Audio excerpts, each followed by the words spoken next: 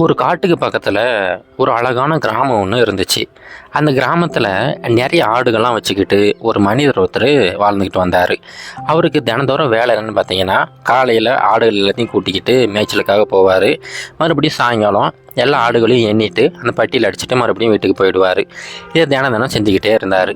இப்போ அதே காட்டில் ஒரு நரி ஒன்று வாழ்ந்துக்கிட்டு வந்துச்சு. அந்த நரி பார்த்தீங்கன்னா, சாப்பாட்டுக்காக என்ன வேணாலும் செய்யலாம் அப்படிங்கிற அந்த எண்ணத்தோடு வாழ்ந்துக்கிட்டு வந்துச்சு. இப்போ இந்த நரியோட கண்ணில் எப்போவுமே இந்த ஆடுகள் பட்டுக்கிட்டே இருக்கும். ஆனால் என்னென்னா, இந்த நரியினால் அந்த ஆடுகளை வேட்டையாடவே முடியல. அதுவும் எவ்வளோ முயற்சி பண்ணி பார்க்கும். ஆனால் அந்த ஆடு மேய்க்கும் மனிதர் எப்போவுமே கண்ணும் கருத்துமா அந்த ஆடுகளை பார்த்துக்கிட்டே இருப்பார். அது மட்டும் இல்லாமல் அவர் கூடவே ஒரு பெரிய நாய் ஒன்று கூட்டிகிட்டு வருவார். அந்த நாய் பார்க்குறதுக்கே இந்த நரியை விட 2-3 மடங்கு பெருசாக இருக்கும். அதை பார்த்தாவே அந்த நரி வந்து அவர் பயந்துக்கிட்டு அப்படியே பொறுமையாக பின்வாங்கிடும்.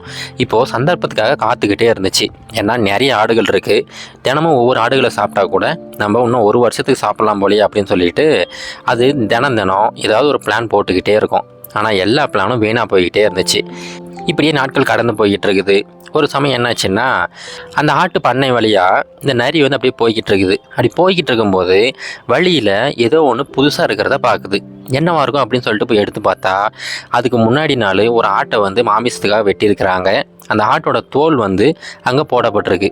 அது பார்க்குறதுக்கு ரொம்ப ஃப்ரெஷ்ஷாக இருக்குது. அது எடுத்த உடனே அந்த நரிக்கு ஒரு வித்தியாசமான ஒரு எண்ணம் தோணுது. நம்ம பேசாமல் இந்த ஆட்டுத்தோலை எடுத்து நம்ம மேலே போத்திக்குவோம். போத்திட்டு அப்படியே ஆட்டோட ஆடாக நம்ம போய் கலந்துருவோம். கலந்துட்டோம்னா ஒவ்வொரு நாளுமே யாருக்கும் தெரியாமல் இரவு நேரத்தில் ஆடுகளை சாப்பிட்றலாம் அப்படின்னு சொல்லிட்டு ஒரு முடிவுக்கு வருது. இப்போது அது எதிர்பார்த்தது போலவே அந்த ஆட்டுத்தோலை எடுத்துகிட்டு போயிட்டு இரவெல்லாம் உட்காந்துக்கிட்டு ஒர்க் பண்ணிக்கிட்டே இருக்குது. பொறுமையாக அந்த ஆட்டுத்தோலை கொஞ்சமாக கட் பண்ணி அது உடம்புக்கு தகுந்தாப்பில் அப்படியே போர்த்த ஆரம்பிச்சிருச்சு. ஆனால் முழுவதும் போர்த்த முடியல. ஆனாலும் ஏதோ பார்க்குறதுக்கு ஒரு ஆடு மாதிரி ஒரு உருவத்துக்கு அது வந்துருச்சு.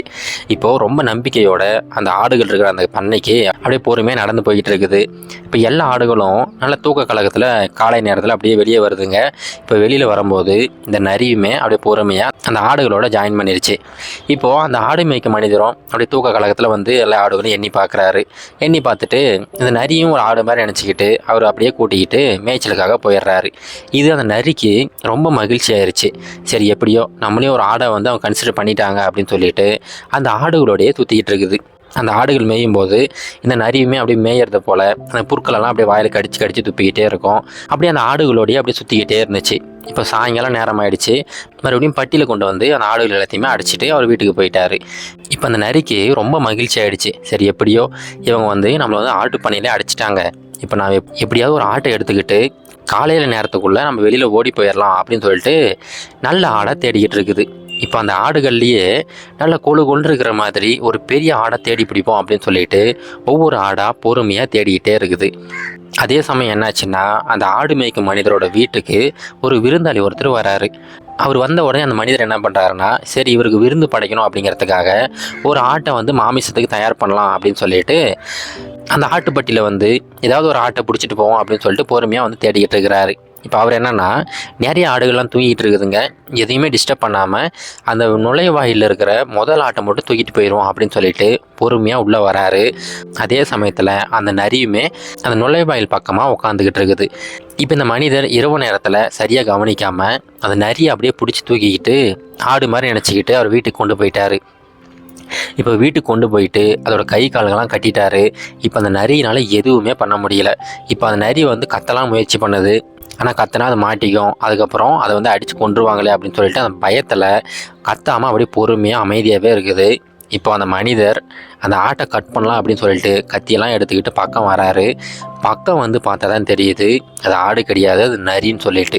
உடனே அவருடைய விளக்கெல்லாம் கீழே போட்டுட்டு வேக வேகமாக கத்திக்கிட்டு வெளியே ஓடி போயிட்டார். ஓடி போனவர் அங்கே இருக்கிற எல்லா மனிதர்களையும் கூட்டிகிட்டு வராரு. அந்த கிராமத்தில் இருக்கிற எல்லாருமே கூட்டிட்டாங்க. அந்த நரி வந்து கட்டி வைக்கப்பட்டிருக்கு. இப்போ எல்லோரும் சேர்ந்து எல்லாம் முடிவு பண்ணுறாங்கன்னா, இந்த நரியை நம்ம எதுவும் பண்ண வேண்டாம், பேசாமல் இதை கொண்டு போயிட்டு தூரமாக இருக்கிற காட்டில் விட்டுட்டு வந்துடுவோம் அப்படின்னு சொல்லிட்டு முடிவு பண்ணுறாங்க. அவங்க சொன்னது போலவே அந்த நரியை வந்து எச்சரிக்கை பண்ணி ரொம்ப தூரமாக இருக்கிற ஒரு காட்டில் கொண்டு போய் விட்டுட்டு வந்துடுறாங்க. மறுபடியும் அந்த மனிதர் எப்பவும் போல் அவருடைய ஆடு மேய்க்கும் தொழிலை பார்த்துக்கிட்டு இருக்கிறாரு. இப்போ அந்த நரி எவ்வளோ முயற்சி பண்ணி பார்த்துச்சு. அதோட உண்மையான சுயரூபம் என்ன அப்படிங்கிறத மறைச்சி வேற ஒருத்தவங்களை ஏமாத்துறதுக்காக முயற்சி பண்ணிக்கிட்டு இருந்துச்சு.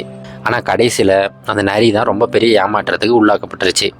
இப்போ இந்த கதையில நம்ம தெரிஞ்சுக்க வேண்டியது ஒன்றே ஒன்று தாங்க. இந்த உலகத்தில் நிறைய மனிதர்கள் இந்த மாதிரி தான் நாடகம் போட்டுக்கிட்டு இருப்பாங்க. அவங்க மனசுக்குள்ளார நிறைய தீய எண்ணங்கள்லாம் வச்சுருப்பாங்க.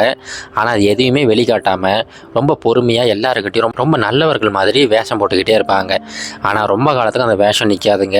என்றைக்காவது ஒரு நாள் கண்டிப்பாக அந்த வேஷம் கலையும் போது அந்த நரி மாட்டினதை போலவே அந்த மனிதர்களும் மற்ற நல்ல மனிதர்கிட்ட மாட்டிக்குவாங்க. அது ரொம்ப தர்ம சங்கடமான நிலைமையாக இருக்கும். அதனால் இதுக்கப்புறம் நீங்களுமே மற்றவங்ககிட்ட பழகும்போது அந்த நரி மாதிரி யாராவது இருக்காங்களா அப்படின்னு சொல்லிட்டு ரொம்ப தெளிவாக ஆராய்ஞ்சு அதுக்கப்புறம் பழகுங்க. ஏன்னா இப்போ இருக்கிற காலகட்டத்தில் யாரையுமே ஒழுங்காக பிடிக் பண்ண முடியாது. அதனால் உங்கள் வாழ்க்கையில் நீங்கள் தான் எச்சரிக்கையாக இருக்கணும். இதுக்கப்புறம் எப்போவுமே ஒரு எச்சரிக்கையோடு இருங்க. அந்த நரி மாதிரியான மனிதர்கள் கண்டிப்பாக என்றைக்காவது ஒரு நாள் மாட்டிக்குவாங்க. அதனால் முடிஞ்ச வரைக்கும் நீங்கள் எச்சரிக்கையாக இருங்க. இது எல்லாருக்கும் நன்மை பயக்கும். இது கரேஜ் டு ஆக்ட் மோட்டிவேஷன் கதைகள்.